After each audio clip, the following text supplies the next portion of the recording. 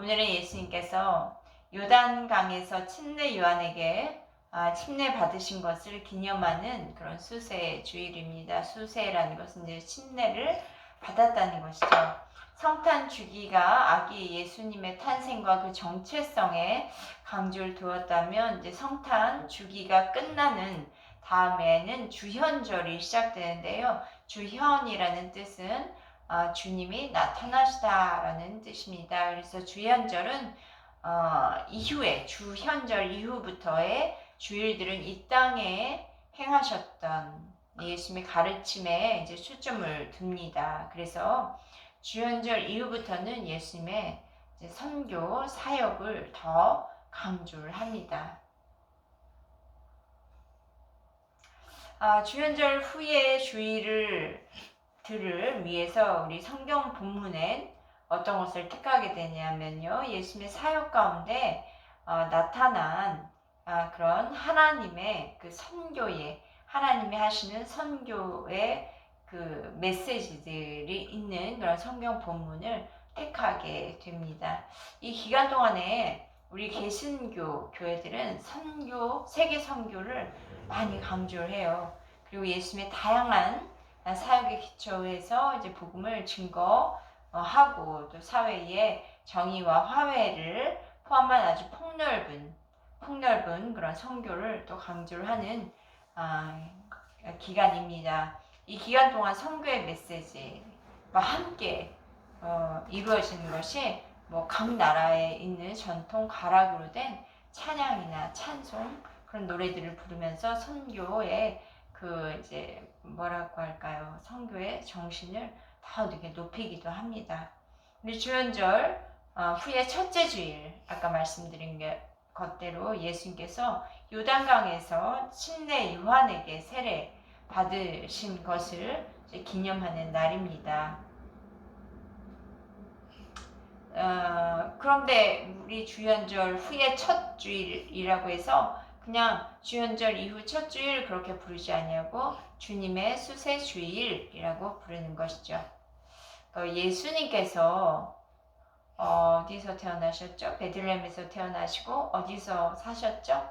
갈릴리. 네, 갈릴리에 있는 나사렛에서 30세가 되실 때까지 사셨죠. 그리고 30세가 되셔서 이제 본격적으로 공생을 시작하시는데 예수님이 이 공생을 시작하기 이전부터 이미 많은 사람들은 세례 요한에게 침례를 받았어요.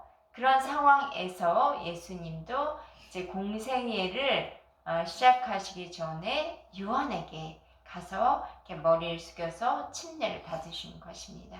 그리고 이후에 광야 40일 금식을 하시고요. 마귀의 시험을 이기신 후부터는 이제 본격적인 사역을 시작하십니다. 예수님께서 요단강에서 요한에게 세례 받으시는, 그러니까 침례랑 우리는 세례, 성경에 세례라고 나와 있지만 실제적으로는 이제 침례라고 할 수 있습니다. 침례를 받고 물에서 올라오실 때의 상황에 대해서 마태복음에는 3장 16절 17절에 이렇게 표현되어 있습니다. 예수께서 세례 받으시고 물 위에 올라오실 때 하늘이 열리고 하나님의 성령이 비둘기같이 내려 자기 위에 임하심을 보시더니 17절에 하늘로부터 소리가 있어 말씀하시되 이는 내 사랑하는 아들이요 내 기뻐하는 자라 하시니라. 하늘이 열리고 하나님의 성령이 비둘기같이 예수님 위에 임했습니다. 하늘에서 소리가 들렸는데요. 이는 내 사랑하는 아들이다. 내 기뻐하는 자다. 라는 말씀이 들려왔습니다. 하나님의 아들 예수님께서는 인간의 몸을 입고 이 땅에 오셨습니다. 그런데도 예수님은 하나님이신데도 침례를 받으셨습니다. 그리고 물 위로 올라오실 때 그때 비둘기같이 임한 것이 무엇입니까? 성령이 이렇게 완전히 덮은 거죠. 하늘에서부터 와서. 그리고 나서 들려주신 말씀은 내 사랑하는 아들이다. 내 기뻐하는 자다. 이렇게 예수님을 하나님의 아들로 친히 증거해 주신 같이 저와 여러분의 마음에도 하나님께서 너는 내 아들이다, 내 딸이다, 내가 널 기뻐한다 라는 말씀으로 세상이 어떠할지라도, 세상은 나를 어떻게 부를지라도 우리는 하나님이 부르신 그 부름 위에 분명한 정체성을 가지고 하나님의 아들로서, 하나님의 딸로서 그 누리는 특권을 주 안에서 온전히 누릴 수가 있게 됩니다. 올해 이 하나님의 은혜를 온전히 누리시기를 축복합니다. 또 우리가 이제 새로운 해를 시작하는데 사람들은 두 가지 마음을 갖게 돼요. 먼저는 희망의 마음입니다. 지난해 힘들었던 거 극복하기 하고자 하는 그런 새로운 마음이 새해에는 또 이렇게 결단함으로 시작이 되죠. 또 하나의 마음이 있어요. 반대적인 마음인데요. 두려움입니다.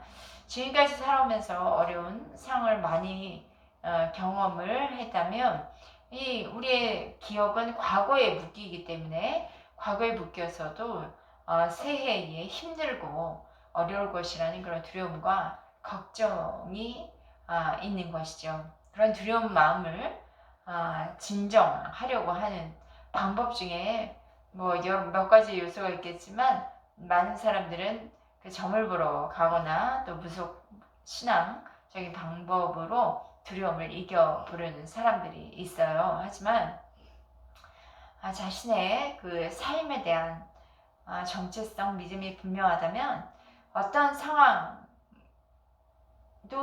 두렵지 않게 되겠죠. 그럼 점을 볼 필요가 없습니다. 근데 점을 보고 신수 보고 그런 무속적인 방법으로 한 해를 시작하는 건 이런 두려움이 마음에 가득하다는 증거입니다.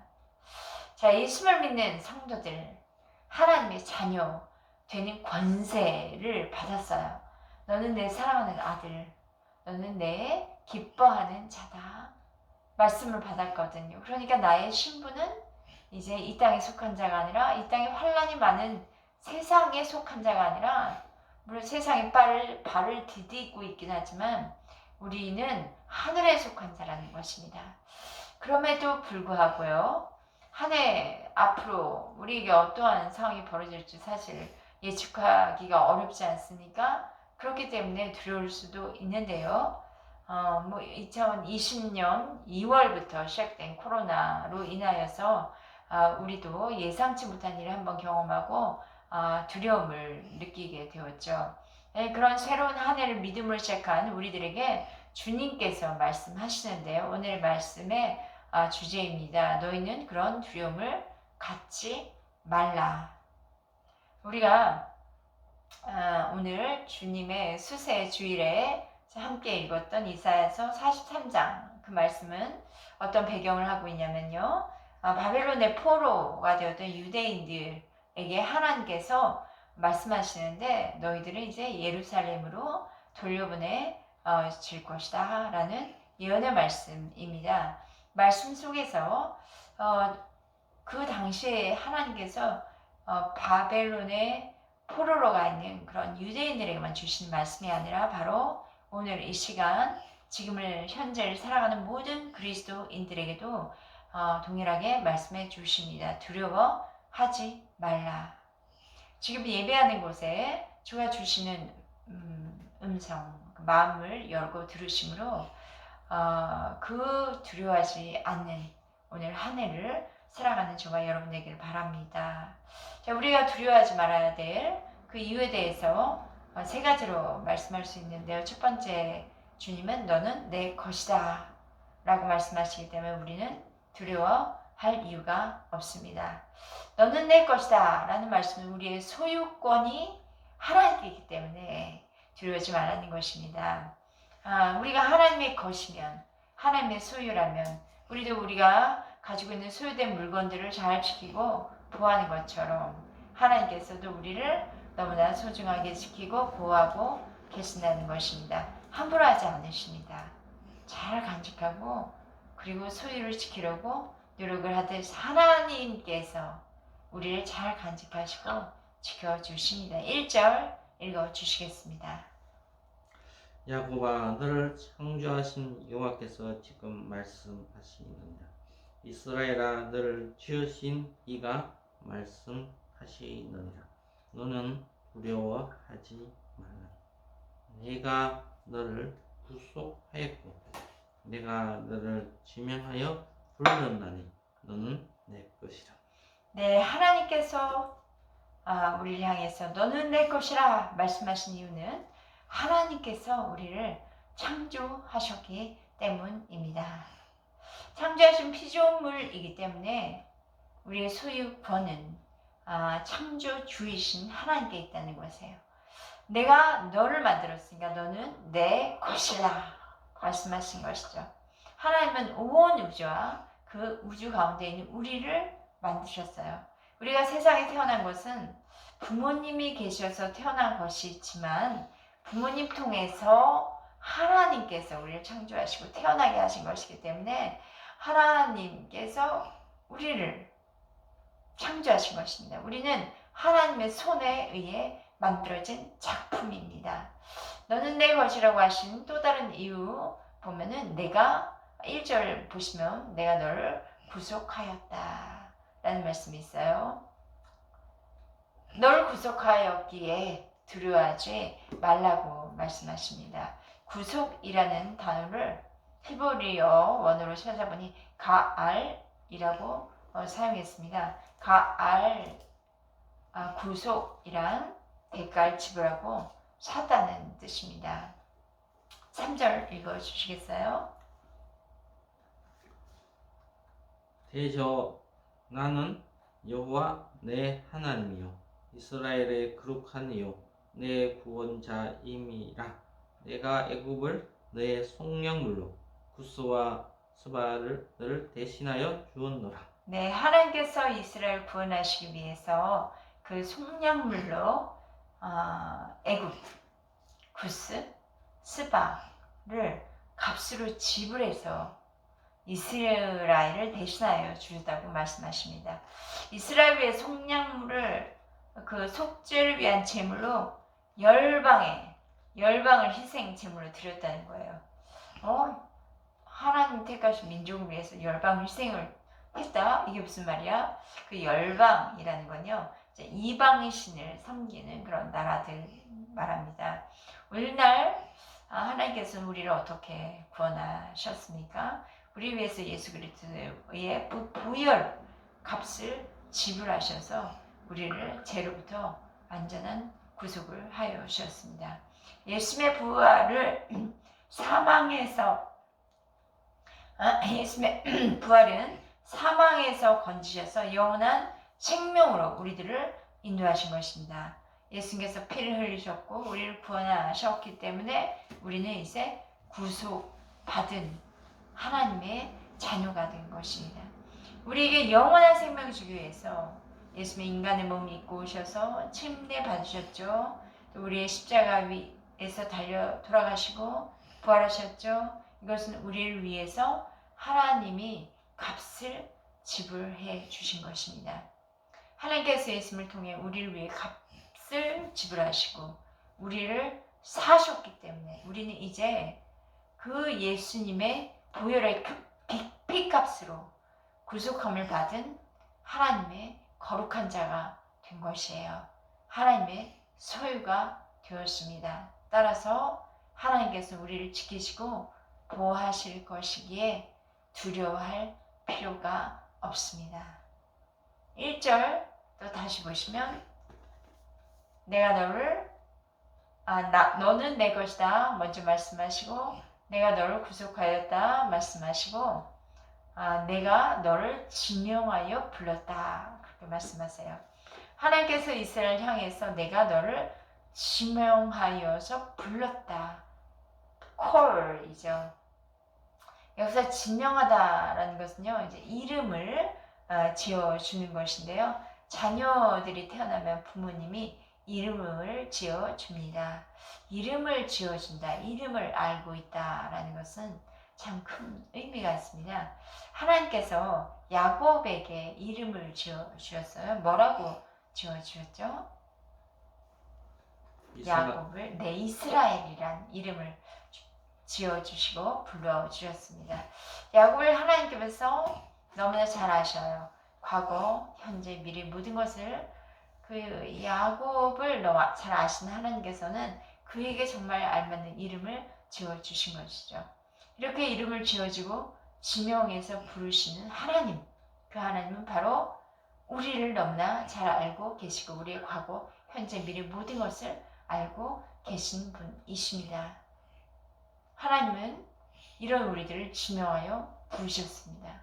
우리에게 거룩한 성도라는 이름을 주셨습니다. 우리는 하나님의 모든 것을 통찰하신 가운데 살아가는 자들, 그리고 주님의 나라에 들어갈 자들입니다. 우리를 지명하여 불러서 하나님을 예배하는 예배자가 되게 하셨습니다.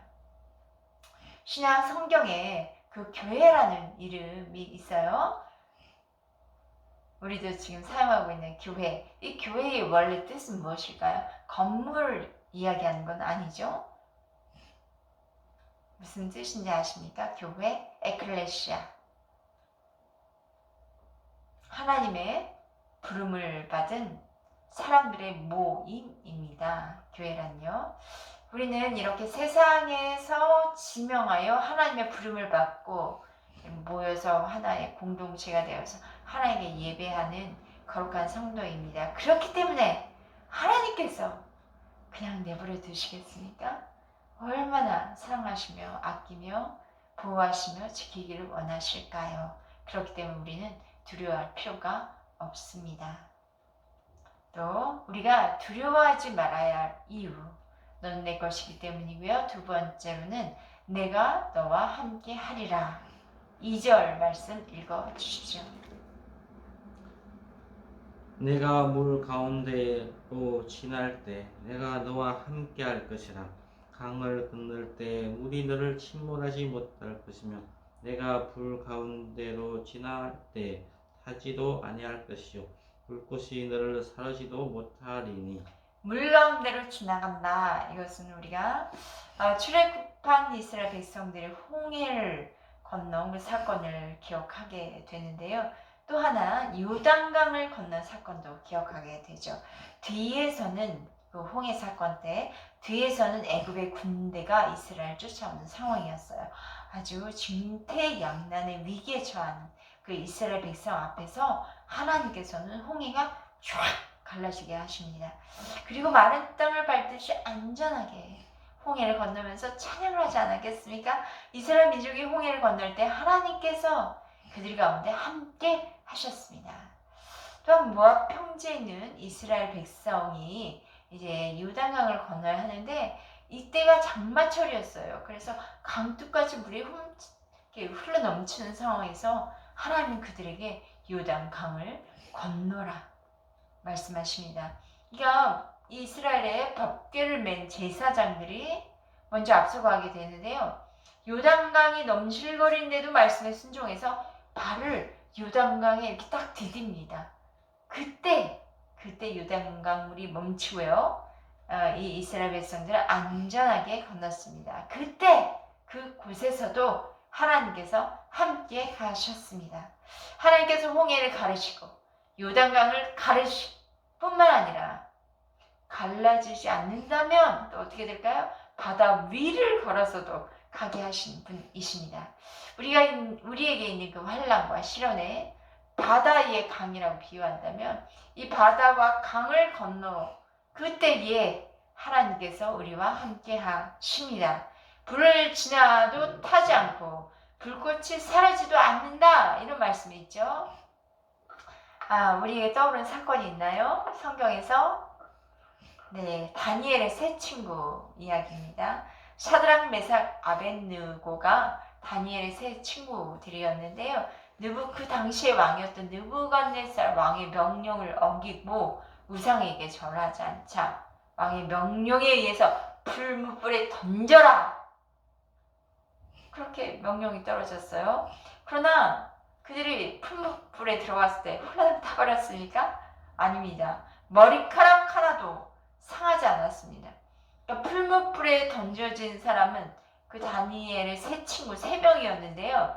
사람들이 밖에서 볼 때는 네 사람이 그 풀무불 안에서 이렇게 다니고 있는 걸 본 거예요. 그렇게 성경 기록하고 있습니다. 하나님은 사드락, 메삭, 아벤느고가 불 가운데 있을 때 한 명 더 있는 것처럼 사람들이 보임으로 하나님이 그들과 함께 하시고 지켜주신 것입니다. 불같은 시험 만나도 우리 두려워하지 맙시다. 두려워서 어머 어쩌나 내 인생 어떻게 되나 그런 것에 휩쓸리지 맙시다. 불같은 시험의 현장, 불같은 환난의 현장에 하나님께서 우리와 함께 하시면서 우리를 지켜주십니다. 그래서 5절 말씀과 6절 말씀 읽어주십시오. 두려워하지 말라. 내가 너와 함께 하였소. 내 자손을 동쪽에서부터 오게 하며 서쪽에서부터 너를 모을 것이며 내가 북쪽에게 이르기를 내놓으라. 남쪽에게 이르기를 가두어 두지 말라. 내 아들들을 먼 곳에서 이끌며 내 딸들을 땅끝에서 오게 하며. 네, 이 구절은 아수르에 의해서 멸망을 당한 그런 북이스라엘과 바벨론의 포로가 되어서 끌려가게 된 남유다가 다시 예루살렘으로 이제 돌아오게 될 것이라는 예언의 말씀입니다. 단순히 어느 한 지역에서 돌아오게 된다. 를 지금 말하는 것은 아니고요. 이만큼 사방에서 돌아오게 된다라는 것입니다. 동쪽, 서쪽, 북쪽, 남쪽에서 흩어져 있던 이스라엘들이 다 돌아오게 되는데 그들은 동쪽, 서쪽, 북쪽, 남쪽에 갇혀 있고 고통당하던 그들이 자유함을 얻어서 돌아오게 된다는 것입니다. 하나님은 창조의 하나님이시며 온 세상의 주인이십니다. 그러므로 하나님의 백성들을 가두어 두지 말고 내놓으라 명령하실 권세가 주의 말씀에 있습니다.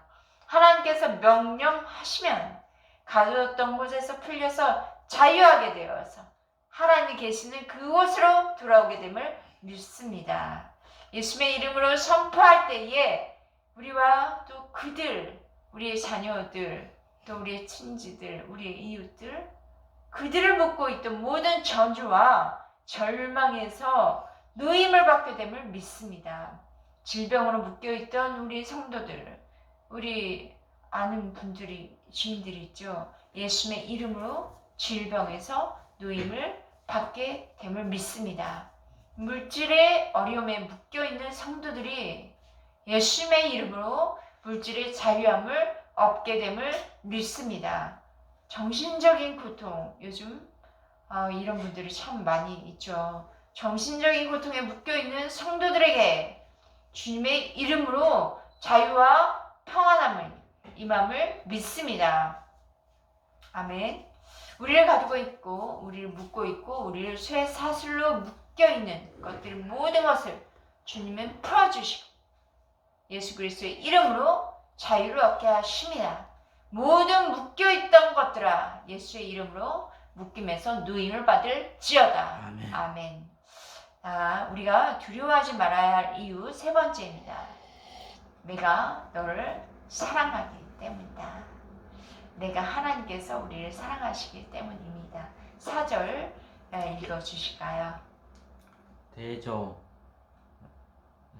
내가 내 눈에 보배롭고 존귀하며 내가 너를 사랑하였음즉 내가 내 대신 사람들을 내어주며 내 백성들이 내 생명을 대신하리니.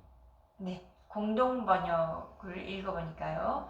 이 구절은 너는 눈에 넣어도 아프지 않을 나의 귀염둥이, 나의 사랑이다.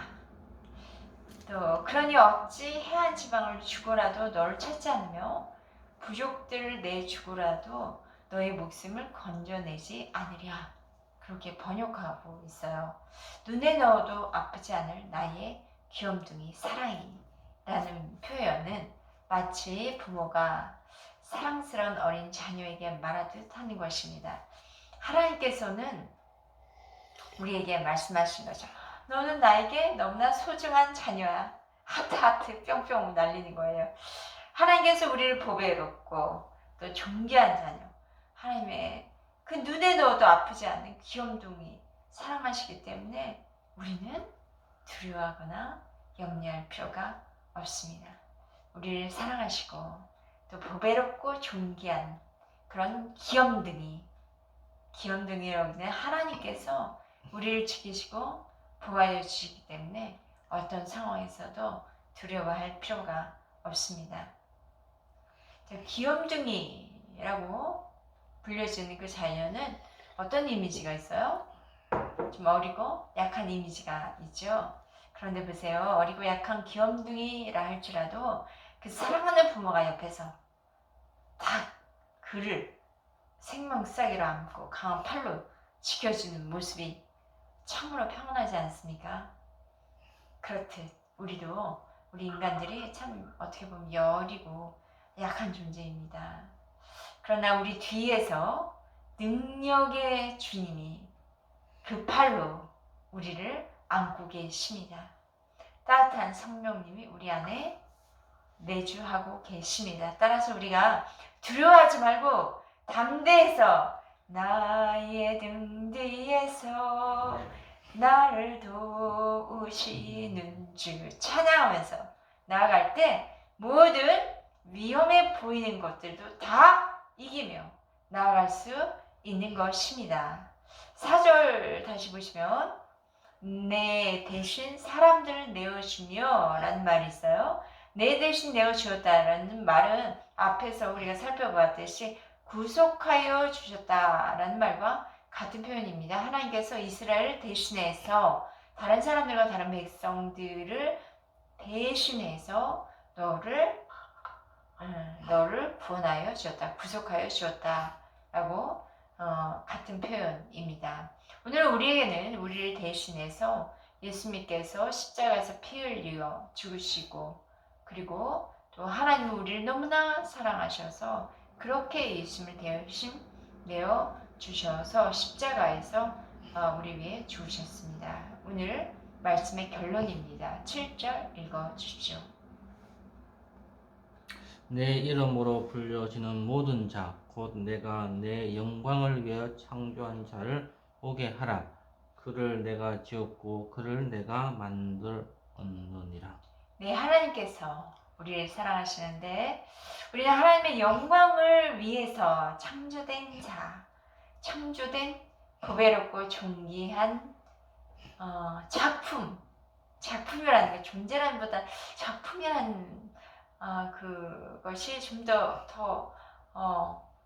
다가오네요. 왜냐? 저희가 이제 미대에서 공부할 때 늘 작품을 정말 소중하게 여겼거든요.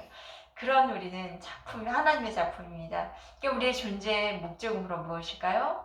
하나님의 영광을 반사해내는 그런 작품인 거예요. 정말 거룩한 작품이죠. 하나님께서 우리를 통해서 영광받기 원하시고요.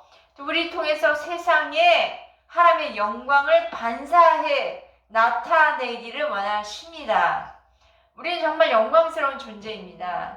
하나님의 영광의 면류관을 우리들이 전부 한 사람 한 사람 쓰고 계십니다. 하나님께서 하나님의 영광을 위해 창조하는 우리들을 이제 하나님께로 오라 부르십니다. 그리고 하나님의 다스림받는 하나님의 주인 삼는 그런 하나님의 백성으로 이 땅 가운데 살아가야 합니다. 우리는 무엇을 위해 창조되었다고요? 하나님의 영광을 위해서 창조된 작품이고요. 이 작품을 통해서 하나님의 영광이 반사되어 온 세상으로, 온 열방으로 나아가는 것입니다. 2022년 두려워하지 말고 담대하게 살아가는 저와 여러분 되시길 바랍니다. 하나님께서는 너는 내 것이다 말씀하시고 내가 너와 언제나 함께한다. 어떻게 함께하세요? 우리와 연합해서 함께 우리 예수님과 묶여 있고요. 우리 안에 예수님 안에 내가 이렇게 연합된 존재로 살아갑니다. 그렇기 때문에 우리는 두려워하지 않습니다. 내가 너를 사랑하는데 너는 내 눈에 넣어도 아프지 않은 존재이니까 너는 그런 소중한 존재야 라고 말씀하시기 때문에 우리는 두려워하지 않고 담대하게 2022년을 살아갈 수가 있는 맞습니다.